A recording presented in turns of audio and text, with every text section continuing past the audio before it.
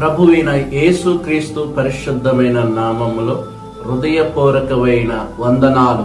దేవుడు మిమ్మలను, మీ కుటుంబాలు, మీ పిల్లలను దీవించునుగాక. ఒక మాట ఉంది చూడండి ప్రియులారా, ఇర్మియా గ్రంథంలో చూడండి, మీకు మంచి మాట చెబుతా ప్రియులారా. ఇర్మియా గ్రంథం 6:16 చూడండి ప్రియులారా. మీకు అర్థం కావటానికి ఈ వాక్యం చూపిస్తున్నాను ప్రియులారా.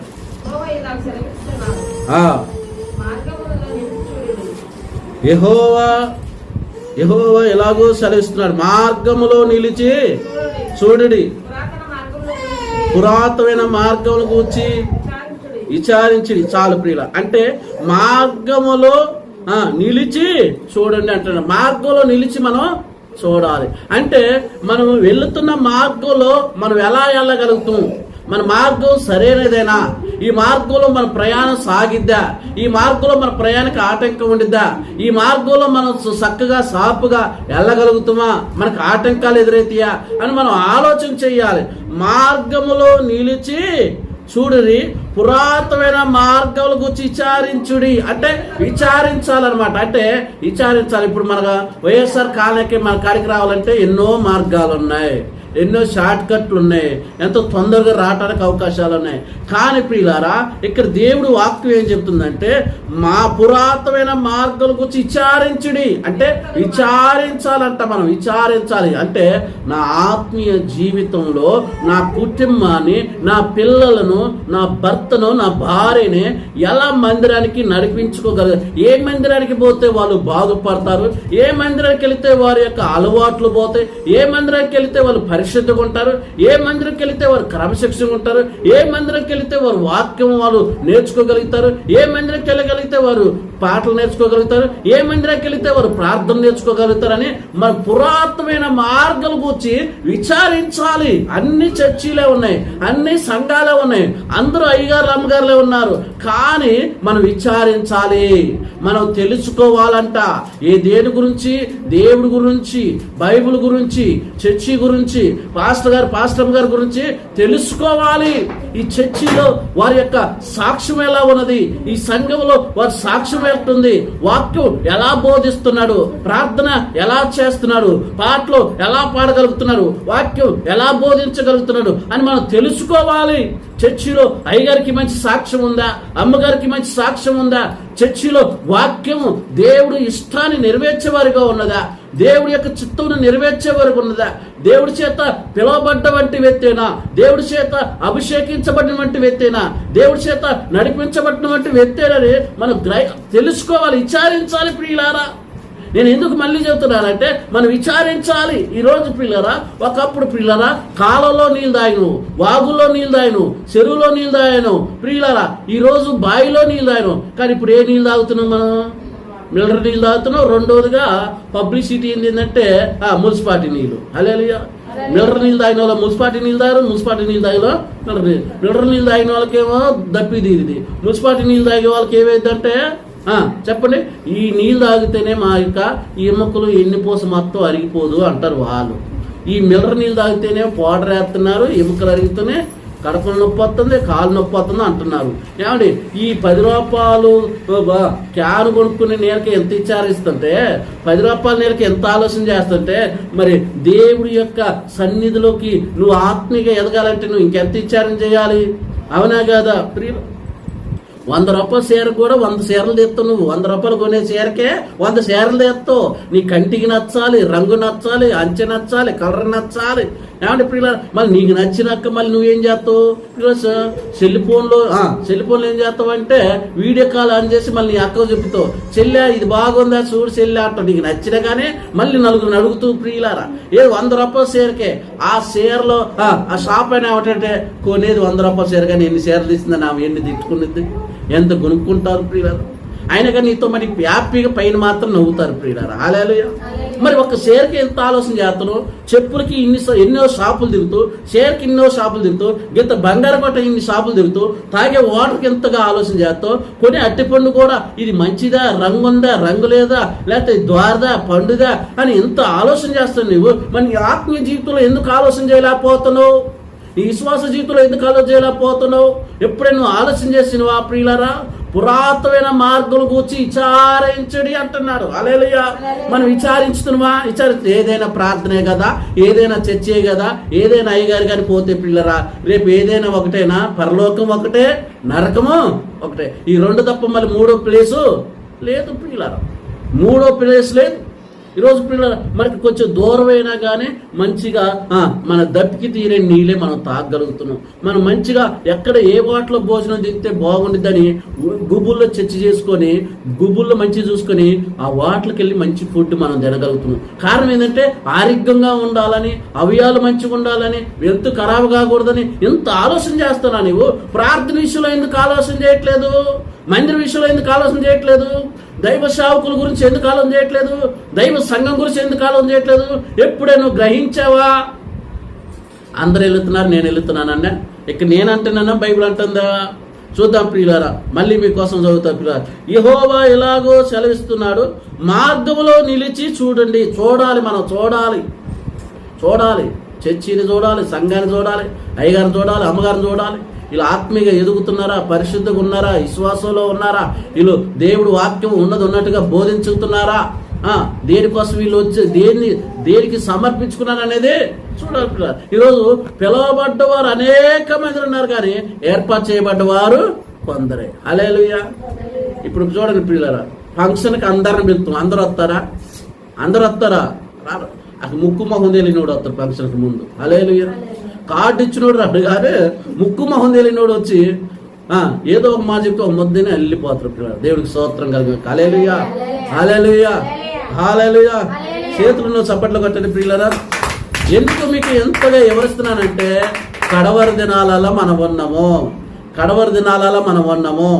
మనం ఏది నమ్మాలో ఏది నమ్మకూడదో వాస్తవాలు తెలుసుకోవాలంటే బైబిల్ దగ్గరికి ప్రతి ఒక్కరు రావాల్సిన వారే. ఈ మా పురాతనమైన మార్గాల గురించి విచారించుడి అన్నాడు. అంతతో ఏమన్నాడు? మేలు కలిగే మార్గమేదో అని అడిగి అందులో నడుచుకుంది. అంటే మేలు కలిగే మార్గం ఏదో తెలుసుకోవాలి ప్రియులారా. హల్లెలూయా. అంతేనండి. మేలు కలిగే మార్గం ఏదో అని అడిగి అందులో నడుచుకోండి. అప్పుడు హల్లెలూయా. నీకు మేలు కలిగే మార్గం ఏది? నీ కుటుంబానికి మేలు కలిగే మార్గం, నీ పిల్లలకి మేలు కలగాలి, నీ భర్తకు మేలు కలగాలి, నీ పిల్లలకు మేలు కలగాలి, నీ భార్యకి మేలు జరగాలి, నీ కుటుంబం అంతా మేలు జరగాలి. మేలు జరగాలంటే నీకు ఏం కావాలి? నీకేం కావాలి? ఏం కావాలంటే నీకోసం ప్రార్థించే సేవకుడు కావాలి. హల్లెలూయా. నీకోసం ఉపవాసం ఉండి ప్రార్థన చేసే సేవకుడు కావాలి. నీకోసం కన్నీరుగా వచ్చి ప్రార్థించే సేవకుడు కావాలి. నీకోసం తీర్మాన ప్రార్థన చేసే సేవకుడు కావాలి. నీకోసం గొలుసుకట్టు ప్రార్థన చేసే సేవకుడు కావాలి. నీకోసం దిద్దుబాటు ప్రార్థన చేసే సేవకుడు నీకు కావాలి. అంటే నీ కోసం ప్రార్థించే వాళ్ళు ఉంటే, నీ కుటుంబం కోసం ప్రార్థన చేసేవారు ఉంటే అప్పుడు నీకేం జరిగిద్దంట? మేలు జరిగింది. హల్లెలూయా. మాట నువ్వు వచ్చావు, నేను వాక్యం చెప్పాను, 2 మాటలు చెప్పాను, 2 ముక్కలు ప్రార్థన చేశాను, వెళ్ళిపోయాను. ఇక అంతతోనే ఉంటే మన ఆత్మీయ జీవితంలో ఎదగలుగుతామా? అంతతో ఉంటే ఆత్మీయ జీవితంలో మనం బలపడగలుగుతామా?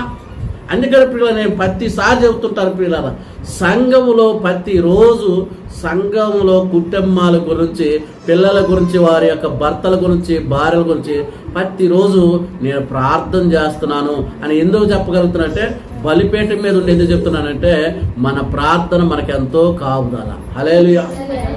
ఇప్పుడు మా ఆత్మీయ తండ్రి ఉన్నారు యోహాన్ గారు, వాళ్ళు ఏం చేస్తారంటే నా కోసము, నా కుటుంబం కోసం, నా పిల్లల కోసం నేను చేస్తున్న పరిచర్య అంటే ఈ సంఘం కోసం వాళ్ళు క్షేమంగా ఉండాలని వాళ్ళు ఆడ ప్రార్థన చేస్తారు. అంటే ఈ లింకు ఇంతతో తెగిపోయేది కాదు. వాళ్ళు ఏ విధంగా మన కోసం ప్రార్థన చేస్తారో నేను మీకోసము ప్రార్థన చేయాలి పిల్లలు. ఇక ప్రార్థనకు వచ్చారు కదా, పాటలు పాడాను కదా, వాక్యం చెప్పాను కదా, ఇక ప్రార్థన చేయకపోతే సరిపోద్దులే అని అనుకుంటాం, కుదరదు. మళ్ళీ నైట్ పడుకునేటప్పుడు నా ప్రార్థనలో ఎవరెవరి కోసం చేయాలి, ఎందుకు చేయాలి, ఎంత ఆలోచన. ఇది కాకుండా సంఘం కోసమే కాకుండా మళ్ళీ ఫోన్ చేసే వాళ్ళు ఎంతమంది ఉన్నారు, మన బంధువులలో ఏదైనా జరగతే ప్రార్థన చేయటానికి ఎంతమంది, మన హాస్పిటల్లో ఉన్న వాళ్ళ కోసం ఎంత ప్రార్థన, ఒకసారి ఆలోచన పిల్లరా, మా సుదర్శన్ ఉన్నాడు పిల్లరా, 22 రోజులు హాస్పిటల్లో ఉన్నాడు. ఈ 20 రోజులు కూడా సంఘం కోసం ప్రార్థన చేసిన, అత్తగారి గురించి కూడా ప్రార్థన చేయాలి. పోనీలే సంఘం కోసం ఎందుకు లేదు, అత్తగారు బాధలో ఉన్నాడని అత్తగారి కోసం ప్రార్థన చేశాను అనుకో, రేపు సంఘంలో మన యొక్క ప్రార్థన ఏమైపోద్దంటే సంఘానికి ఎంతో ఆశీర్వదకరం. హల్లెలూయా. మన కుటుంబానికి ఎంతో మేలుకరం ప్రియులారా. మీకు తెలుసో తెలియదు కానీ నేను అది అనుభవించున్నాను. మన కోసం ప్రార్థన చేసేవారు ఉన్నప్పుడు మనకి వస్తున్న కీడు కూడా తొలగిపోద్ది, వస్తున్న శ్రమగానే తొలగిపోద్ది, వస్తున్న అవమానాలు గానే తొలగిపోతాయి, వస్తున్న యొక్క బాధలు కూడా తొలగిపోతాయి. ఎందుకు? నీ కోసం ప్రార్థించే వ్యక్తులు ఉన్నారు. తల మీద సెలవు గుర్తేసి తలలో కొబ్బరి నుండి పోసి ఇక నువ్వు ఇంటికి పోయి పడుకుంటే ఏం ఇంక అంతతో అయిపోద్దా? చెట్టు వేసుడు, చెట్టుకి నీళ్ళు ఒకటే పోతే సరిపోద్దా? నీళ్ళు ఒకటి పోతే సరిపోద్దా? నీళ్ళు పోయటం వల్ల అది ఉపయోగమా? దాని చుట్టూరు ఏం చేయాలి? పాదు చేయాలి.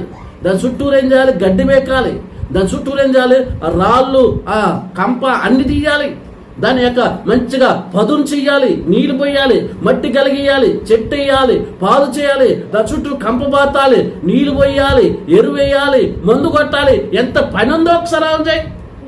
ఈరోజు ప్రార్థనకు వస్తున్నా నీవు, సంఘంలో చేర్చబడ్డ నీవు, యేసుక్రీస్తు రక్తంలో కడగబడ్డ నీవు, నీ జీవితంలో కూడా ఎంతో పని ఉంది. ఆ పని అంతా నీకు తెలియదని చెప్తున్నాను. నీ పట్ల, నీ కుటుంబం పట్ల, పిల్లల పట్ల ఎంత ప్రార్థన అయ్యగారు చేస్తున్నారు, అమ్మగారు చేస్తున్నారు అని తెలుసుకోవటానికి చెప్తున్నాను ప్రియులారా. ఇప్పుడు ఏసు చెట్టుకి కాయలు కాసినప్పుడు ఎక్కువగా ఎవరు సంతోషపడతారు? ఆ చెట్టుకు నీళ్లు పోసినోడు సంతోషపడతారు. హల్లెలూయా. ఆ చెట్టు వేసిన వ్యక్తి సంతోషపడతాడు.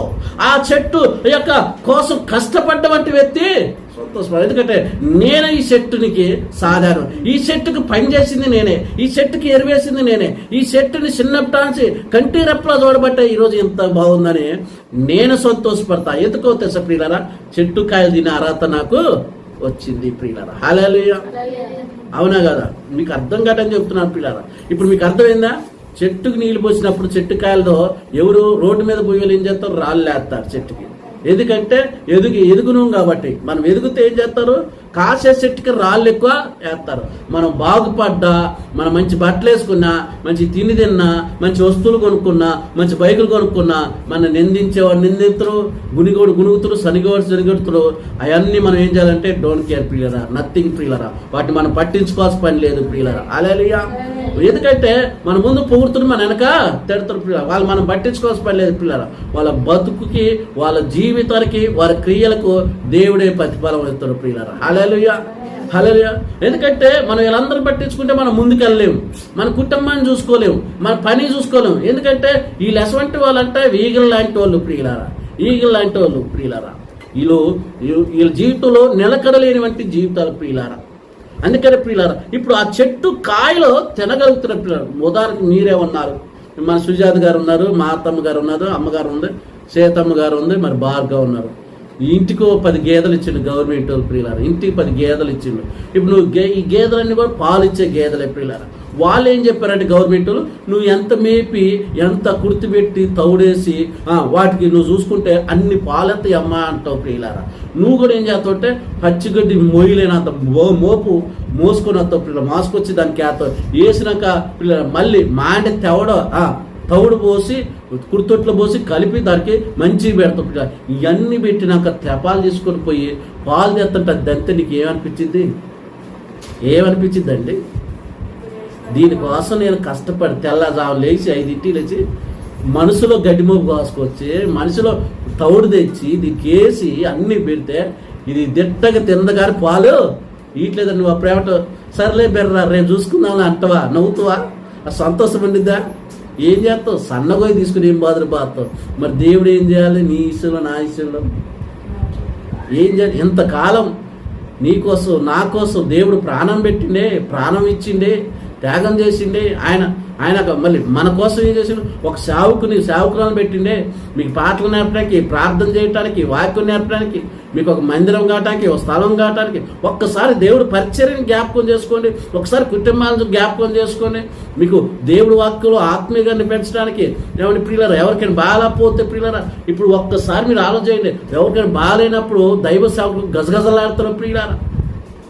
ఇంట్లో లేని పట్టించుకోవడం కానీ సంఘంలో ప్రియులారా ఎవరైనా ప్రార్థనకు రాకపోయినా, ఎవరైనా ఆగిపోతున్నా, ఏదైనా జ్వరం వచ్చినా, ఏదైనా జరిగినా దైవ సేవకురాలకి ఎంతో కంగారు ఉండేది. ఎందుకంటే సార్ ఇది దేవుడి సంఘంలో అవమానం రాకూడదు. హల్లెలూయా. ఇది దేవుడి సంఘంలో అందరూ బాగుండాలి, అందరూ మంచిగా ఉండాలి. అందుకని ప్రతి ఆదివారం ప్రార్థన ఏం చేస్తా, ప్రభా ఈ ఆదివారం రాని వారిని వచ్చే ఆదివారం నడిపించు, ఎందుకు రాలేకపోయారు వారిని నడిపించని ఎందుకు ప్రార్థన చేస్తావు? వాళ్ళు నడిపించబడాలి ప్రియులారా. వేసిన చెట్టుకి 2 రోజులు 3 రోజులు నీళ్ళు పోతే సరిపోద్దా? అది బలం పొందుకుందాకా, అది కొమ్మలు వచ్చిందాకా, అది పచ్చగుండంత వరకు, కండలు ఊరిందాకా మనం ఏం చేయాలి? నీళ్ళు పోయాలి. నీళ్ళు పోతే ఆ ఏర్లు ఏం చేస్తే భూమిలో పోయి గట్టిగా పట్టుకుంటే అప్పుడు ఆ చెట్టు నిలబడగలిగింది. హల్లెలూయా, హల్లెలూయా, హల్లెలూయా. ప్రియమైన సహోదరులారా, నేను మళ్ళీ చెబుతున్నాను ప్రియులారా, ఈరోజు మీరు తెలుసుకోవాల్సినటువంటి విషయాలే మీకు చెప్పాను, మీకు అర్థం కావటంగా చెప్పాను. పిల్లలు మీరు మేపిన గేదె మీకు పాలిపోతే ఎంత బాధపడుతుంటే రోజు మీకోసం ప్రార్థించే సేవకురాలు మరి దేవుడు వారి మాట వినకపోతే వాళ్ళకి ఎంత బాధ కలిగిద్ది, ప్రార్థన రాకపోతే వారికి ఎంత బాధ కలిగిద్ది, దేవుడు మాట వినకపోతే వాళ్ళకి ఎంత బాధ కలిగిద్ది. ఒక్కసారైనా మీరు ఆలోచన చేశారా? ఒక్కసారైనా. ఎందుకంటే ప్రియులారా, దైవ సేవకురాలు ఎప్పుడు ఒక వ్యక్తి మేలు కోరేవాడే, ఒక కుటుంబానికి మేలు కోరేవారే, పిల్లలకి మేలు జరగాలనే ప్రియులారు. ఇది గ్రహించుకుంటే, ఇది అర్థం చేసుకుంటే చాలా సంతోషం ప్రియులారు. ఎందుకంటే మీకోసం ప్రార్థించే సేవకుడు ఉండాలి. హల్లెలూయా. 1 రోజా 2 రోజులా కాదు ప్రియులారా. మీకు తెలుసో తెలియదు, నా టచ్ ఫోన్ వచ్చిన కాంచి ప్రియులారా ఎప్పటికీ ప్రియులారా మన గ్రూపులో కానీ, వాట్సాప్ గ్రూపులో కానీ, లేకపోతే సపరేట్గా వాట్సాప్లో ఉన్న లింకులో కానీ ఏదో ఒక ప్రార్థన వీడియో, ఒక బలపరిచే వాక్యమో, ఒక బలమైన వాక్యాలు, సందేశాలు, ఎందుకు ఇన్ని లింకులు తెల్లచాలేసి ప్రార్థన చేసుకున్నాక మళ్ళీ ఇవన్నీ ఎందుకు షేర్ చేస్తున్నాను? వాళ్ళు బలపడాలని, వాళ్ళు ఏదో ఒక సమయంలో వాక్యం వింటారేమని, ఏదో ఒక సమయంలో ప్రార్థన వింటారని, ఏదో ఒక సమయంలో ఈ పోస్టు చదువుకుంటారని, వాళ్ళు బలపడతారనే దైవ సేవకుడు యొక్క తపన, సేవకురాలు యొక్క తపన ప్రియులారా. ఇప్పుడు మళ్ళీ చెప్తున్నాను మీకు, మీ ఆత్మీయ జీవితానికి ప్రియులారా నేను ఒకటే చెప్తాను ప్రియులారా. నేను ఏంటంటే ఖచ్చితంగా చెప్తాను, మందిరానికి వచ్చినా రాకపోయినా కానీ ఉన్న కొద్ది రోజులైనా వాక్యానికి, దేవుడికి, దైవ సేవకులకి నమ్మకంగా మనం బతికినప్పుడు సమాజంలో, సొసైటీలో, ఇంటిలో, గృహంలో కూడా తలెత్తుకొని బతకగలుగుతూ ప్రియులారా. హల్లెలూయా, హల్లెలూయా, హల్లెలూయా. నేను అందుకని ప్రియులారా, దైవ సేవకుడు ఈరోజు మీరు ఒక్కసారి ఆలోచన చేసి మీ ఆత్మీయ జీవితాన్ని బలంగా కట్టుకోవాలి ప్రియులారా. మీరు కూడా ప్రార్థనలు బలంగా ఉండి దేవుడు నామాన్ని మైపరచాలి. రెండు విషయాలు చెప్పారు పిల్లరా. ఈ 2 విషయాల్లో నువ్వు ఎంత జాగ్రత్తగా ఉండాలో, ఎంత క్రమంగా ఉండాలో ఒక్కసారి చేయి ప్రియులారా. ఎందుకంటే ఈ రోజు మీరు అందరూ చూస్తున్నారు, నేను చెప్పాల్సిన పని లేదు ప్రియులారా, అవునా కదా?